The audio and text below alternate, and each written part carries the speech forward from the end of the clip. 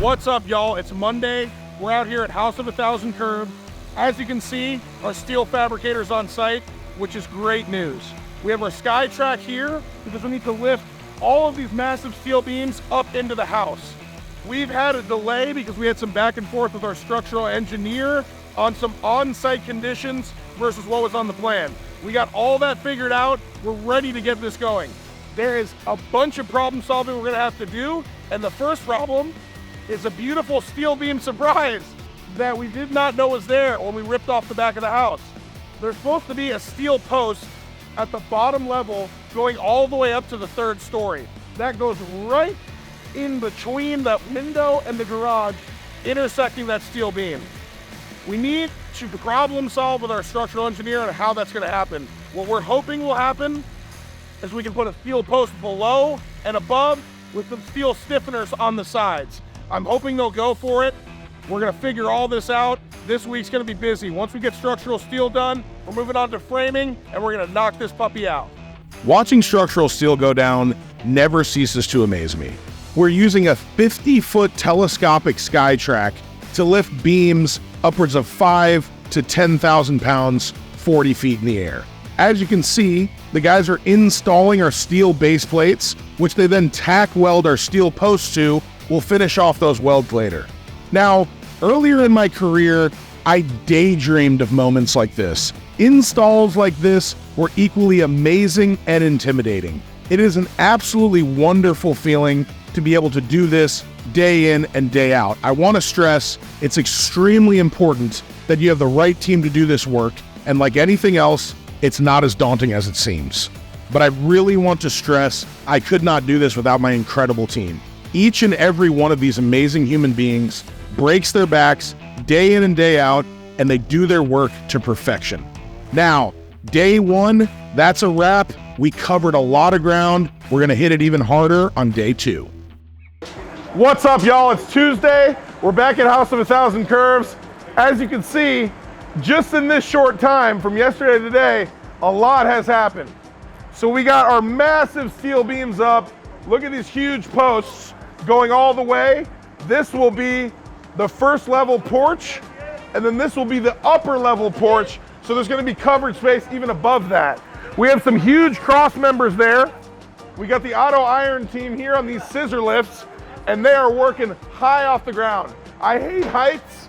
It's one of the things that really freaks me out, so I'm trying to kind of stick back against this house. So imagine these guys just walking on this stuff like cats every day. It's astonishing. So what Pedro's doing right here is these are manufactured floor trusses. He has to cut them back because we have to stuff that beam right underneath our subfloor above. So if you see, we have a post here, there, and over there. And then we're gonna put this steel beam in and weld it up. Because I asked him, I was like, what are the reason for these overhangs? I was like, do we need those? Dude, they're just waiting to put that bitch in right now. Yeah.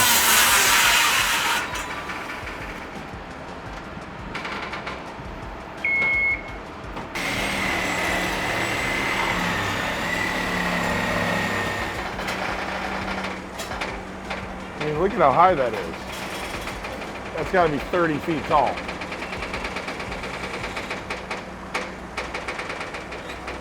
Oh, don't smash it into that. Oh, perfect maneuver.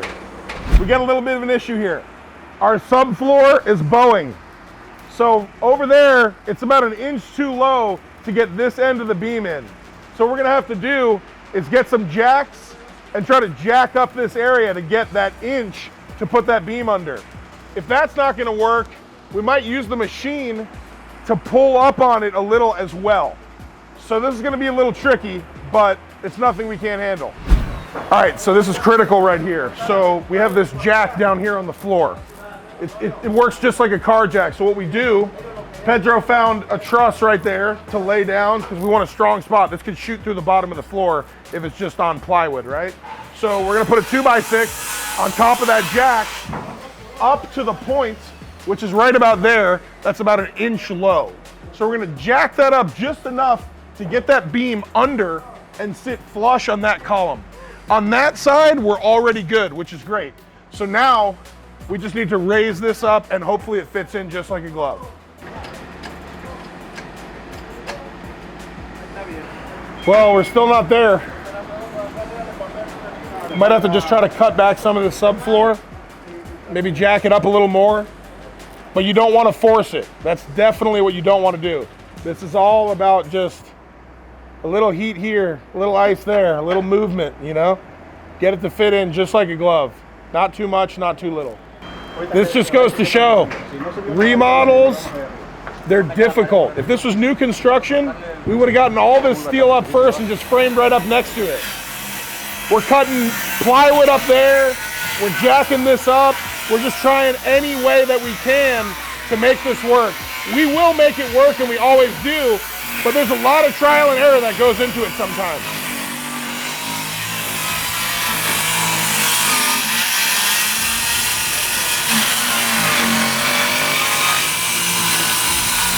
With much effort by the guys and even more anxiety on my part, we nestle this beam right where we need it on top of the posts.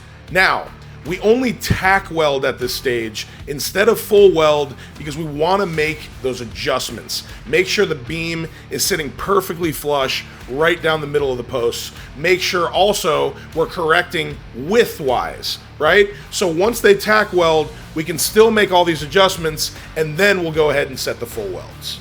So this area right here is where we found our surprise steel beam. We met with our engineer, we figured out a plan, and you can see them tacking on the top post right there. Watching a welder work is no doubt mesmerizing and oddly satisfying. But a quick tip, never look at the point of contact of a weld. You could damage your vision. If you want to watch, just pull out your phone and watch it through your camera. Now that concludes day 2, and we're up and at 'em bright and early on day 3. Now, the pressure is on. If you can see, we have our second story beams up, which make up the third story floor. We're gonna have to lift everything on top of that. So now it's just higher and higher, and honestly, I have just been amazed. Now check this out. It's the crown of the project. The very highmost gable. And those short steel beams that you see coming out of the front, that is what's gonna make up our roof overhang, otherwise known as the soffit. Look at how high they have to lift this 10,000 pound piece of custom fabricated steel. Honestly, I know these guys have done this a million times, but to say I wasn't nervous, I'd be lying. Not only is this a ton of money floating in the air, but imagine what could happen if something were to go wrong. Let's not even go there. Now, if you ask me, I would even be scared to work in that cherry picker, let alone standing on steel, welding things up in the air, sparks, sharp edges, all the above. Let's just say I'm better suited to manage from afar.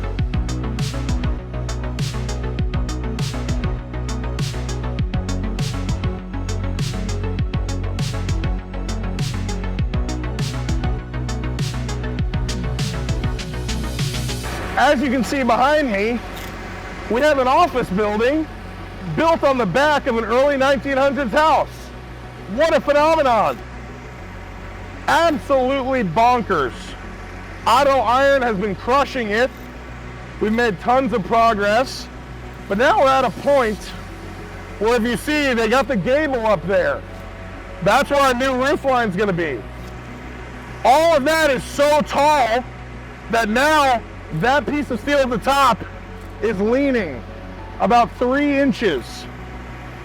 So what has to happen is we need to get Pedro and the framing crew in here ASAP to get those roof trusses to tie into that steel and get it all tied back to the house.